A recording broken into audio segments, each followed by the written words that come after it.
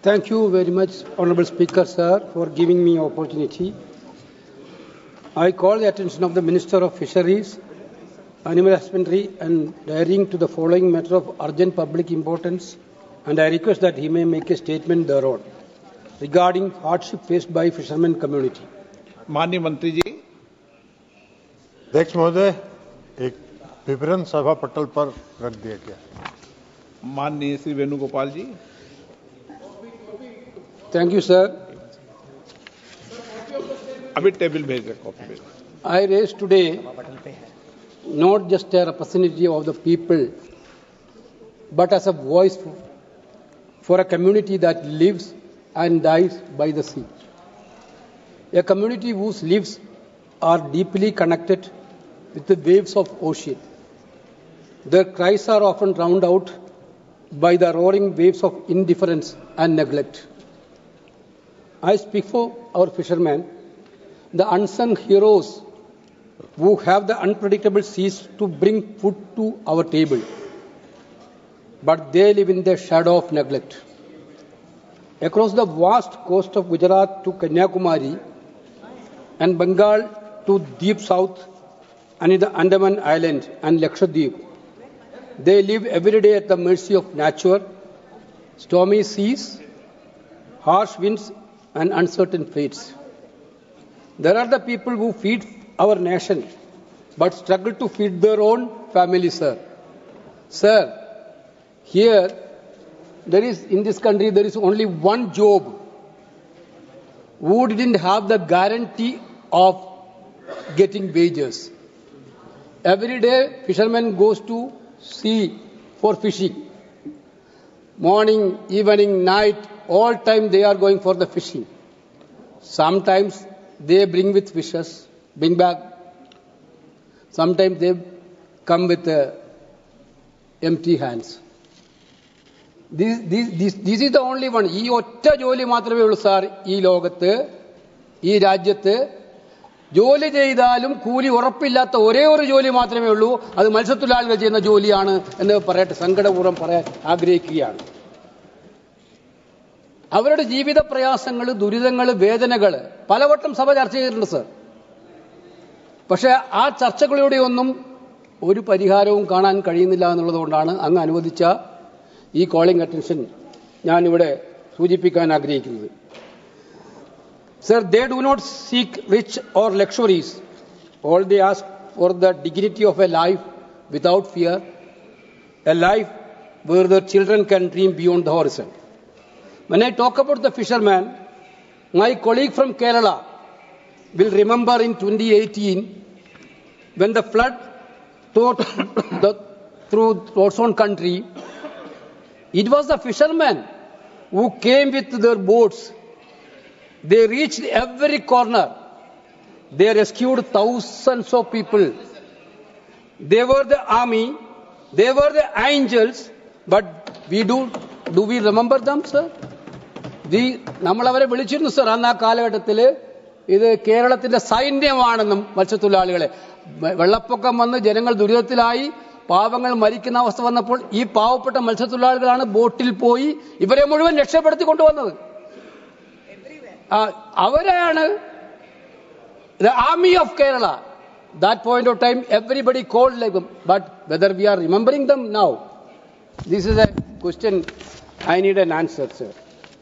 India is one of the largest fish producing countries. Morning also Honorable Minister replied to a question. The sector provides food, nutrition and livelihood to millions. Yet what do we back to those who sustain? Sir, GDP numbers are very good. Our fishermen contribute to a booming industry, 1.24% of Indian gross value added and 7.28% to agricultural GVA in 2018 and 19. With an average growth of 7.53% in fish production, India's marine fisheries potential is immense. Morning, you spoke about it. Our exclusive economic zone spans over 2.02 million square kilometers. Yet the wealth from this remains concentrated in few hands. While the true custodians of the sea, the fishermen, remain in chains of poverty, sir. It's breaks my heart, sir, Honorable Speaker, to witness this painful irony. Every time I travel across vast coastal such as my constituency, Alappuzha, I see men and women whose lives taste of salt. Not the salt of the ocean, but the salt of tears, sir. Tears of hardship, tears of neglect. These are the tears of those who have given everything to the sea and received nothing but despair in return. Sir, like coastal fishermen, inland fishermen are also there, sir. Apart from the sea-going fishermen, we have a considerable number of inland fishermen. The inland fisheries activities are conducted across an extensive network of rivers and canals, 1.95 lakh kilometer. Floodplain lakes, 8.12 lakh hectares.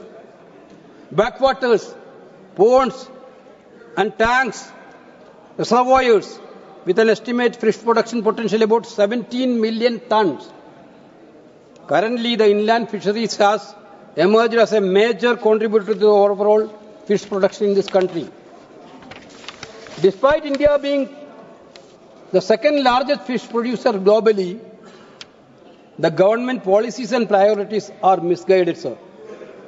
The marine fishery sector is a unique and irreplaceable source of livelihood for millions and also our inland fishing communities. Yet, we lack even basic reliable data on the socio-economic conditions of our fishermen. How can we uplift the community when we cannot even measure the suffering of them? We have institutions like the National Fisheries Development Board, NFBD, and the Central Marine Fisheries Research Institute, CMFRI, producing extensive research on fish species and marine resources. But where is the data on those who bring those resources to our shores? Where is the comprehensive national register of fishermen and their living standard? Are they not worthy of recognition, of being counted, of being seen? Sir, coastal zone, our coastal zone of India are among the most productive ecosystem in the world. Yet they were existential threats from sea level rise, coastal erosion and flooding. The government must answer a fundamental question. Who control our coast, sir? Who control our coast? Who is monopolizing our marine wealth while the traditional custodians are pushed aside?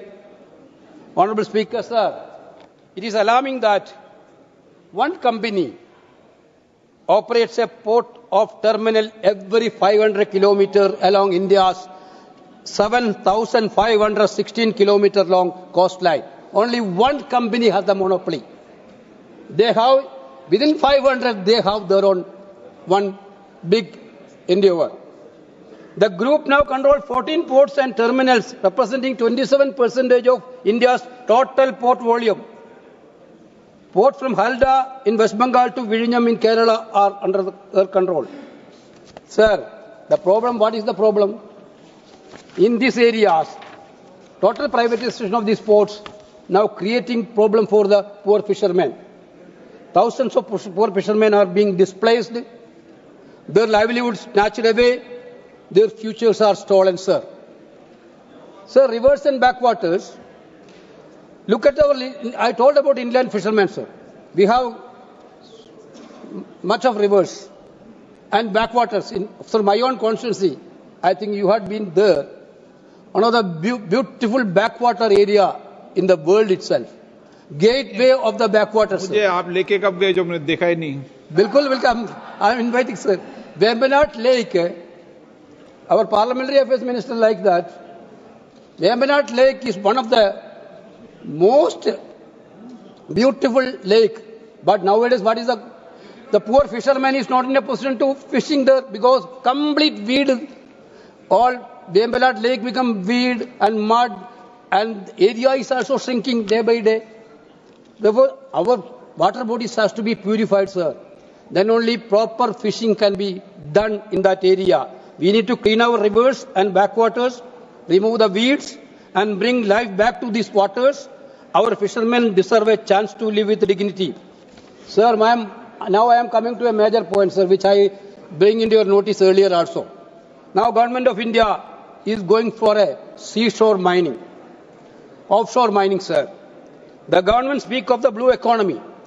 But for whom? Under the offshore areas, Mineral Act 2023, private company will soon drill our sea beds, extracting crude oil, gas and minerals. What will be left for the fishermen, sir? Whose livelihood is tied to these waters? I asked a question. Our IB Eden has asked a question in this session only. The reply given by the mining minister is that before notifying the above blocks in offshore areas, the central government had consulted several key ministries, including Ministry of Environment, Forest and Climate Change, and the Department of Fisheries under Ministry of Fisheries. This is a direct question to Honourable Minister. Whether the Fisheries Ministry has done a study on impact of this offshore mining? I have data by our scientists. Geological Survey of India, National Institute of Ocean Technology, National Institute of Oceanography, National Center for Polar and Ocean Research, National Geophysical Research Institute and Earth System Science Organization are the agencies involved. These people are not studied any impact on sand mining, offshore mining. There are people who done this study. That type of people, I will tell you, sir, the studies suggest that offshore sand mining is often poorly managed, leading to severe environmental, social and economical consequences. There is a knowledge gap in offshore sand mining management and sustainability, and we need to conduct additional research to fill this gap. According to FAO Globe Fish Research Program Volume 122 2016, the main expected impact from seabed mining are 1. Changes in the seabed landscape by removing nodules from the sea floor. Number 2, changes in the marine habitat that sustain different forms of life. Number 3, sediment plumes, which will cause a reduction of oxygen and light in the water column and the introduction of metal into the water column. Next, disruption of the sea floor and redistribution of sediments, causing some benthic ecosystem and creatures to be buried. 5, very slow ecosystem recovery from the changes to the sea floor and displacement of marine life. Sir, this much serious impact, our scientists are predicting about this much serious impact on offshore mining. Our Fisheries Ministry Department is already consented for this. But for whom this Fisheries Department is working? This is for mining people or the fishermen? My direct question to you, sir. Are you working for the mining companies or the poor fishermen of this country? Sir, this is this much impactful mining. How can you allow, sir, without a proper study? Sir, my point is, so without a proper study, they are doing. Premachandran already raised this issue. This Kollam area, Alappuzha area, my constituency, now they are already done tenders. Now they are going to do mining. Entire fishermen is in agitation. Kerala Assembly unanimously passed the resolution and they wrote to you, Minister. No action. The government has to come. Yesterday, our Honorable LOP Rahul Gandhi wrote to Prime Minister to withdraw the name from the mining. Somebody has to stop this mining. Government side has to come forward onto mining to give a rescue for the poor fishermen of this country. That's why my valid point, sir, I am trying to tell that we cannot allow these things, sir.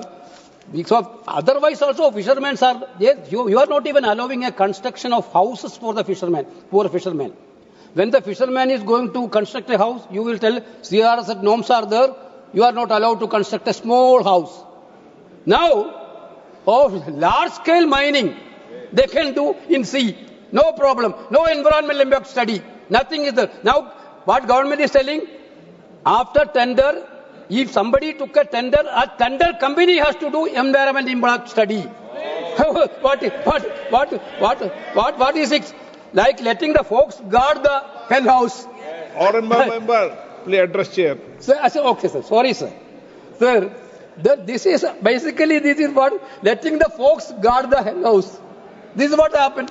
The company has to do environmental impact study. This is ridiculous. Basically, therefore, this reckless pursuit of profit is robbing our fishermen of their heritage, their dignity, and their means of survival. Our coastal communities, environmentalists, and marine scientists are united in protest. Majority of the political parties are in protest. Then why government of India is doing all these things? My submission to the fisheries minister, you are a senior most leader of the ruling party also. Tell the Prime Minister and to at least stop this mining process there. Sir, I am already talked about the housing issue, CR-set norms. Some amendments has been done. That also not sufficient. Poor fishermen is not having a position to construct the dwelling houses. The government has to come forward with a clear-cut, flexible idea on CR-set. The major point IB morning raised the issue of sea erosion.